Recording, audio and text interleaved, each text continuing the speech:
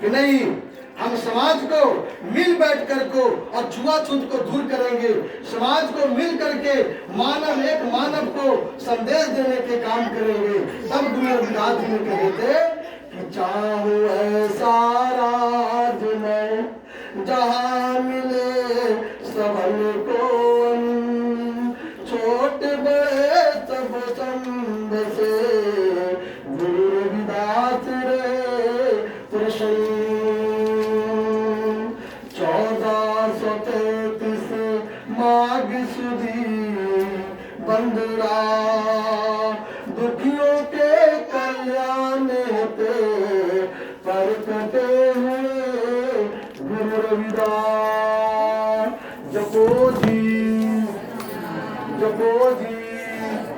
तो सतगुरु रविदास जी ने कहते हैं कि दुखियों को कल्याण करने के लिए 1433 माघ पूर्णिमा के दिन ये जन्म लिए थे और पूरे संसार में छुआछूत को भेद को मिटा करके और पूरे दुनिया में इनका आज नाम रोशन हो गया और पूरी दुनिया में संत शिरोमणि रविदास का नाम से इनका जय जयकार होता है। पूरी दुनिया में इनकी बोलबाला होता है। शास्त्र जी उसी का हम लोग गुणगान कर रहे हैं, उसी का हम लोग यहाँ पे अरदास कर रहे हैं, उसी का हम लोग पूजा पाठ कर रहे हैं। जो माघ पूर्णिमा का दिन इनका जन्म होता है और जन्म होकर के और पूरे संसार में एक लालिमा प्रकाश में जब होता है तो ऊपर से ब्रह्मा विष्णु महेश बड़े बड़े विद्वान इनके घरों में पुष्प का वर्षा होती है कि आज रघु के घर में एक ऐसे लाल का जन्म हुआ है, माता कलसी के कोख में से ऐसा लाल का जन्म हुआ है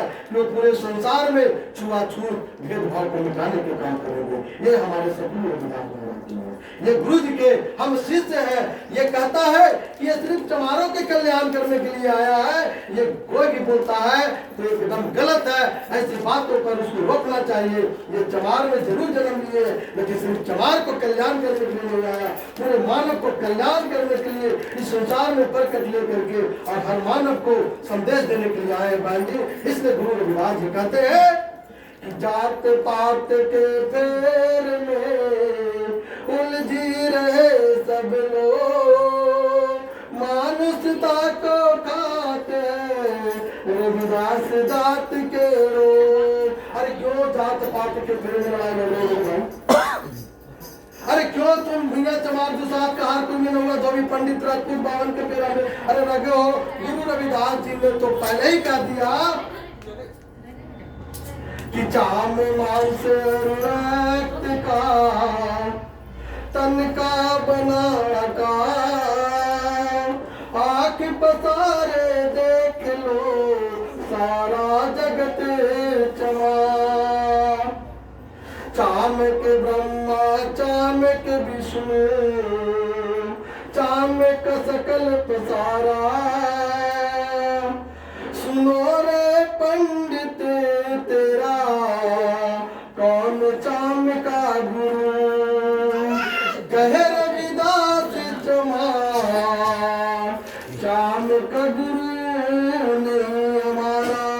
देखिए रविदास जी कितनी बड़ी बात बोली। ये गौर करने की बात है कि चाम के ब्रह्मा चाम के विष्णु चाम के सकल पसारा, बता रे पंडित तेरा कौन चाम का गुरु, और कहे रविदास चमार का गुरु नहीं हमारा। ये गुरु रविदास कि जिससे मानव रूपी तन जो आप लोग का है, अगर इस मानव तन में चमड़ा ना होता, मांस नहीं होता, हड्डी नहीं होता, लाल खून रक्त नहीं होता, तो ये मनुष्य तन 5 तत्व का मिला शरीरा, सिद्धजन गगन पावक समीरा, 5 तत्व से बना शरीरा।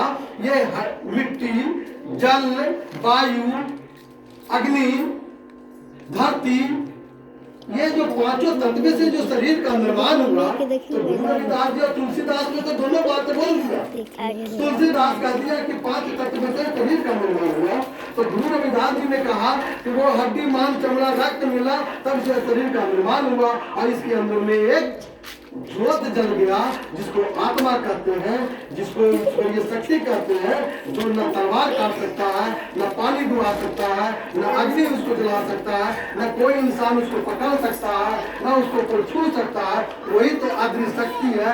चाहे वो राजा में हो, चाहे गरीब में हो, चाहे ब्राह्मण में हो, चाहे चंडाल में हो, वो आत्मा तो अजर अमर अविनाशी है। इसलिए क्यों साथ साथ के फिर में रहते हो मेरे भाई, क्यों घूमर विशाल समाज पंडित ब्राह्मण की फिर में रहते हो? हरि को भजे सो हरि को होवे। इस संसार एक जितना लूटना है लूट लो। संसार में हीरा मोती खजाना पड़ा हुआ है, जितना लूटना है लूट लो, नहीं तो ये प्राण छूट जाएगा।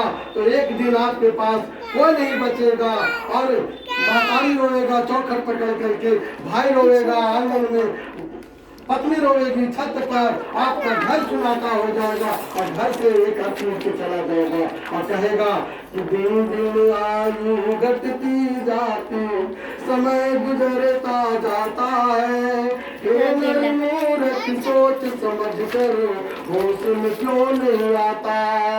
अरे भाई मेरे, इतना पाप करते हो, इतना तुम जहाँ तहाँ तुम्हें किसी को साथ लड़ जाते हो, लड़ाई कर लेते हो, उसकी संपत्ति को लेकर, अपना संपत्ति को लेकर केस मुकदमा फौजदारी कर लेते हो, क्या होगा? दूसरे को संपत्ति लेकर के तुम कितना बड़ा दौलतमंद बन जाओगे, सब यहीं कहीं रह जाएगा। तुम्हारा जितना आयु बचा है, उस आयु में कुछ गुरु जी के काम कर डालो, कुछ समाज के लिए काम कर डालो, कुछ अपने घर परिवार के लिए सेवा कर डालो।